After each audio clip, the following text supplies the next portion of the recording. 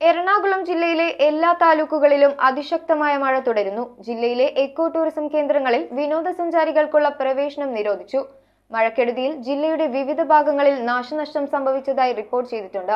വീടുകളിൽ വെള്ളം കയറുന്ന സാഹചര്യത്തിൽ എല്ലാ താലൂക്കുകളിലും ക്യാമ്പുകൾ തുടങ്ങാനും സർക്കാർ നടപടി സ്വീകരിച്ചു. എറണാകുളം ജില്ലയിൽ ശക്തമായ മഴ തുടരുന്ന സാഹചര്യത്തിലാണ് എല്ലാ താലൂക്കുകളിലും ക്യാമ്പുകൾ തുടങ്ങാനുള്ള നടപടികൾ ആരംഭിച്ചത്. കോതമംഗലം, ആലുവ, പറവൂർ, മൂവാറ്റുപുഴ എന്നിവിടങ്ങളിൽ മഴയെ തുടർന്ന് വീടുകളിൽ വെള്ളം കയറിയതോടെ പ്രദേശത്തെ കുടുംബങ്ങളെ ക്യാമ്പുകളിലേക്ക് മാറ്റി. കോതമംഗലത്ത് CSI പള്ളി ഹാളിലേക്ക് 15 കുടുംബങ്ങളെയാണ് മാറ്റിപ്പാർപ്പിച്ചിട്ടുള്ളത്. കോതമംഗലം തൃക്കാര്യൂർ വില്ലേജിൽ വീടുകളിൽ വെള്ളം കയറിയവരെ തൃക്കാര്യൂർ ഗവൺമെന്റ് LP സ്കൂളിലേക്ക് മാറ്റി. പറവൂർ താലൂക്കിൽ കടുങ്ങല്ലൂർ കുറ്റിക്കാട്ടുകര ഗവൺമെന്റ് സ്കൂളിലാണ് ക്യാമ്പ് തുടങ്ങിയിരിക്കുന്നത്. മൂവാറ്റുപുഴ താലൂക്കിൽ government town UP school, Vazhappally junior JB school, കടത്തി NSS കരയോഗ മന്ദിരം എന്നിവിടങ്ങളിലാണ് ക്യാമ്പ് ആരംഭിച്ചത്. പെരിയാറിലെ ജലനിരപ്പ് ഉയർന്നതിനാൽ ക്രാരിയേലി, കൊച്ചുപുരയ്ക്കൽ കടവ് സൈഡ്, തോട് സൈഡുള്ളവരോട് ജാഗ്രതരായിരിക്കാൻ നിർദ്ദേശമുണ്ട്. കൂടാതെ ശക്തമായ മഴയും കാറ്റും തുടരുന്ന സാഹചര്യത്തിൽ ജില്ലയിലെ എക്കോ ടൂറിസം കേന്ദ്രങ്ങളിൽ വിനോദസഞ്ചാരികൾക്ക് പ്രവേശനമുണ്ടായിരിക്കില്ലെന്ന് ജില്ലാ ടൂറിസം പ്രൊമോഷൻ കൗൺസിൽ സെക്രട്ടറി അറിയിച്ചു. News bureau,